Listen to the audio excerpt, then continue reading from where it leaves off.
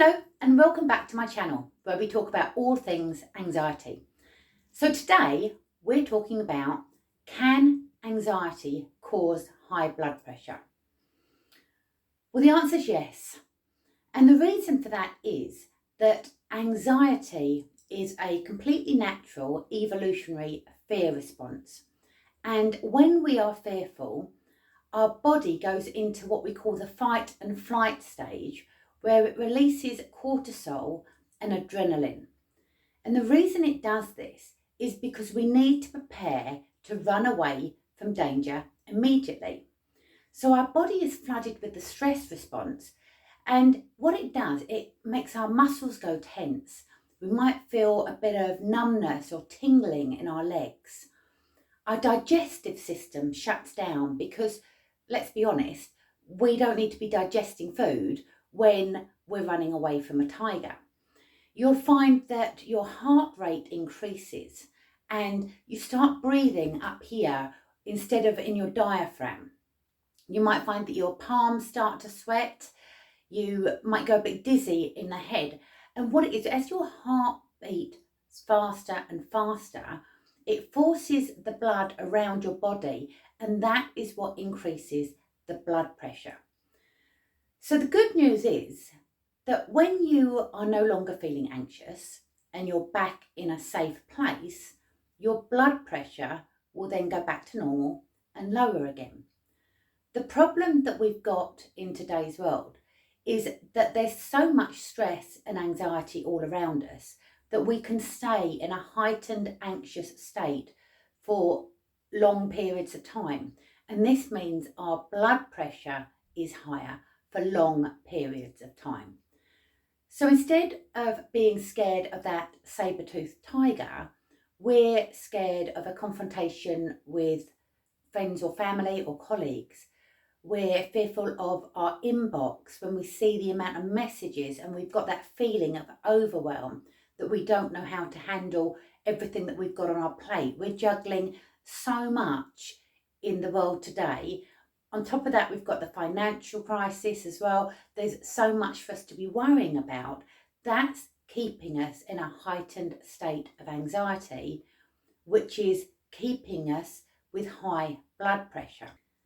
So when we stay in this elevated anxious state and our blood pressure is continuously raised, it's caused hyperstimulation. Now, that's not really a good thing to have, because that can lead to a lot of long-term impacts, including heart attacks and strokes. So we want to be able to bring that down. Now, anxiety in itself is not dangerous. Its sole purpose is to keep us safe. It only becomes dangerous when we're in a constant anxious state.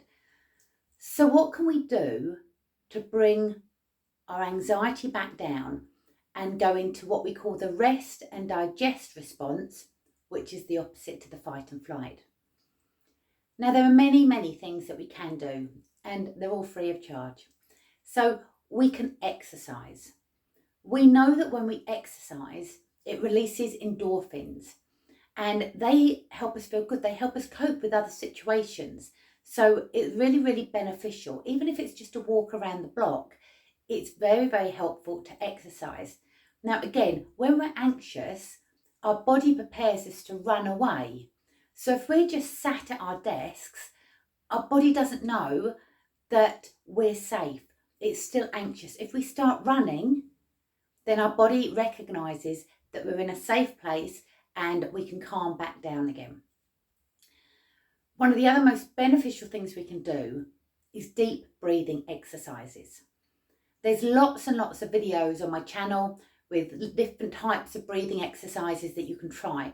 But what that does, it tells the parasympathetic nervous system that all is good. We can calm back down. That smoke alarm that is anxiety can calm down and back off. We don't need it. We can try journaling. Journaling is a great way because it gets the thoughts that are in your head out onto paper. And it can be incredibly cathartic to have the thoughts out of your head. And it also gives you the opportunity to look back on those thoughts and reflect, because are those thoughts real or are they just perceived threats? Anxiety is often about perceived threats, not actual threats. It's something that we're worrying about in the future that hasn't yet happened. We can spend time in nature. Nature can be incredibly calming and grounding. If you're walking amongst the trees, if you've got any woods or forests near you, then perfect. If you've got any lakes, any water, the ocean, the sea, perfect. Spend time in nature. And talking to a loved one, that can really help too, because it helps you realise that, you're not the only one struggling. There are people that can support you. However, if you're finding that you're constantly in a heightened state of anxiety, you might need to speak to somebody to get to the root cause of what's causing it. And you really need to be able to get to the very base cause to be able to unravel it and recover from it. So if that sounds like you, please do reach out, book a call. There'll be a link in the description where you can contact me and I can see how I can best help you. So I really hope you found this helpful. If you have, I'd appreciate if you like and subscribe, add some comments, ask me any questions, and I'd be more than happy to respond.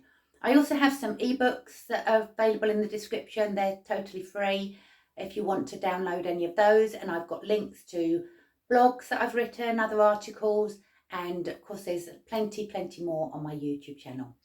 So until next time, take care and I'll see you soon. Thank you and goodbye.